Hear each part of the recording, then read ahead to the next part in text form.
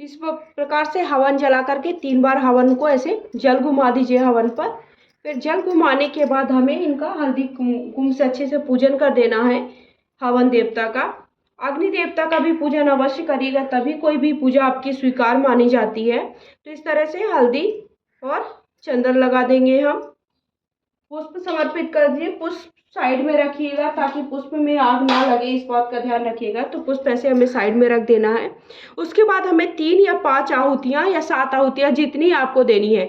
हवन माना जाता है कि जो हम हवन करते हैं वो भगवान, जो भी हम हवन में सामग्री डालते हैं उसे भगवान सीधे स्वीकार कर लेते हैं।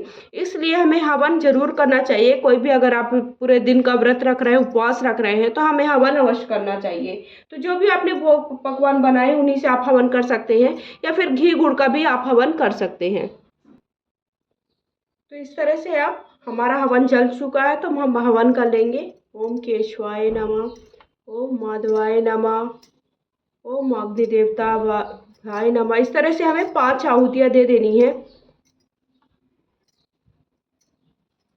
उसके बाद इस तरह से ये जो हवन है ना, हमें 3 बार करना है। देखिए, जैसे आप प्रदोष काल में जब पूजा करेंगे तब हमें 1 बार हवन करना है, ठीक है। प्रदोष काल में हवन करने के बाद जो कि 6 से 8 के बीच में पूजा होगी। फिर उसके बाद 1 बार हमें पूजा करनी होती है 9 बार। देखिए, 4 पहर की पूजा होती, 4 पहर की पूजा मान्य होती है जो हरतालिका तीज के व्रत रखते हैं। तो 4 पहर की पूजा कौन कौन सी है? तो सबसे पहले हमें प्रदोष काल में 1 बार पूजा करनी है। पूरी पूजा की हमें चौकी को नहीं उठाना, चौकी इसी तरह से रखी रहेगी। केवल हमें पूजा की क्या करना है, हवन करते रहना। और दीपक का ध्यान रखना कि दीपक हमारा बुझना नहीं चाहिए है, तो क्योंकि हमें चारों पहर की पूजा तक हमारा दीपक जलता रहे। तो सबसे पहले हवन हम कब करेंगे? पूजा करेंगे, पूजा करने के बाद हवन करेंगे। सबसे पहले प्रदोष काल में करेंगे, आरती वगैरह कर लिया, सब कुछ कर लिया। उसके बाद दूसरी बार पूजा करनी होती है हमें 9 बजे के करीबन करनी होती है। तब हम क्या करेंगे, हवन करेंगे केवल, और भगवान की आरती करेंगे और गीत गायन करती हैं। देखिए, गांव में महिलाएं गीत गायन करती हैं। तो ये आपके ऊपर है, अगर आप करना चाहते हैं, अगर आपकी क्षमता है तो कर लीजिए, नहीं है तो आप केवल इस बात का ध्यान रखें कि आपका दीपक नहीं बुझना चाहिए। उसके बाद हमें तीसरे पहर का पूजन करना होता है दोपहर, रात को 12 बजे के, जब 12 बज जाएगा तब हमें तीसरे पहर का पूजन करना होता है। और चौथे पहर का पूजन होता है वो सुबह के 4 बजे के करीबन होता है, जो ब्रह्म मुहूर्त में होता है। तो ब्रह्म मुहूर्त में 1 बार स्नान कर लीजिए। स्नान करके हमें दातून करनी होती है, दातून करके फिर हमें हवन और पूजन करना होता है। तो 1 बार फिर से उस पूजा कर लीजिए। और जो आपने फुलहरा अगर बनाया है तो फुलहरा को 1 बार हम इस तरह से हिला देना होता है। अगर आपने फुलहरा नहीं बनाया है तो आपको कोई बात नहीं, जाने दीजिए। आपको केवल क्या करना होता है, हवन कर लीजिए और उतने समय आरती कर लीजिए। और अंतिम में हमें सुहाग लेना होता है, उसी वक्त हमें सुहाग भी लेना है और तभी हमारी पूजा संपन्न मानी जाती है। तो इस तरह से चारों पहर की पूजा का समय मैंने बता दिया कि चारों पहर में कब आपको पूजा करनी है, कैसे करनी है, और पूजा में क्या क्या चीजें आपको चौकी कब हटानी है, उसका वीडियो अलग से शेयर करूंगी मैं कि चौकी कब हटाना है, कौन सी सामग्री का क्या करना है। और आपको बता देती हूँ कि हवन के साथ साथ सुहाग कैसे लेना है। तो चलिए, सुहाग लेने की वीडियो भी इसी में शेयर कर देती हूँ आपको। सुहाग माता से कब लेना है और कैसे लेना है। इस तरह से हमें चारों पहर में हवन कैसे करना मैंने आपको बता दिया। जब हवन हो जाएगा हमारा, हवन करने के बाद इस तरह से हमें 3 बार जल घुमा देना है। इस तरह से जल घुमा दीजिए और हवन को इस तरह से प्रणाम कर लीजिए। फिर उसके बाद हमें क्या करना है, हमें सुहाग कैसे लेना है वो मैं आपको बता देती हूँ कि सुहाग कैसे लेना है। ठीक है, चारों पहर में आपको हवन करना है वो बता दिया।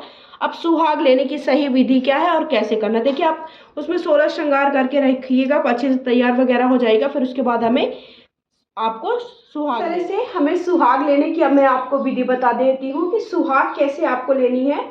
तो सुहाग, देखिए जो साड़ी का पल्लू होता है, जो छोर होता है, अगर आपने सूट वगैरह पहना, देखिए आपकी क्षम और आपके स्वास्थ्य और आपकी मतलब जैसे आपकी इच्छा होती है, इच्छा के साथ साथ हमारी समर्थता कैसी है, हमारे दिन भर की हिम्मत कैसी, क्योंकि पूरा दिन निर्जला उपवास रखने के बाद कई लोगों की हिम्मत इतनी भी नहीं हो पाती कि वो अच्छे से तैयार भी हो जाए।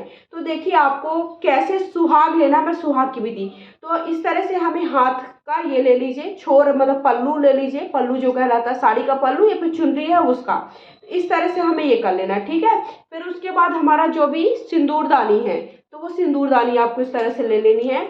और सिंदूर दानी से इस प्रकार से हमें सिंदूर, देखें इस तरह से सिंदूर 5 बार माता गौरा को चढ़ाना है। 1 2 3 4 5, इस प्रकार से हमने 5 बार उनको देखिए अच्छे से सिंदूर देखिए चढ़ा दिया। अब वही सिंदूर हमें क्या करना है, ऐसे माता गौरा से 1 बार, 2 बार, 3 बार, 4 बार और अंतिम में हमें थोड़ा ज्यादा मात्रा में लेकर के 5 बार इस तरह से हमें सिंदूर भर लेना है। तो इस तरह से हमें माता गौरा से हमें सिंदूर लेना है, अर्थात सुहाग लेना है। साथ ही साथ जो हमने चूड़ी वगैरह चढ़ाई है ना, वो भी हमें एक एक चूड़ी दोनों हाथों में पहन लेनी है। साथ ही साथ जो भी आपने सुहाग की सामग्री चढ़ाई वो सब एक एक हाथ में चूड़ी, थोड़ा सा मेहंदी लगा लीजिए, बहुत ज़्यादा मत लगाइए, थोड़ा सा मेहंदी लगा लीजिए। और अगर आपने पूजा में आलता चढ़ाया है तो वाला आलता भी आप लगा लीजिए, लेकिन जब आप पूजा करने बैठे तब आलता लगा कर ही बैठे।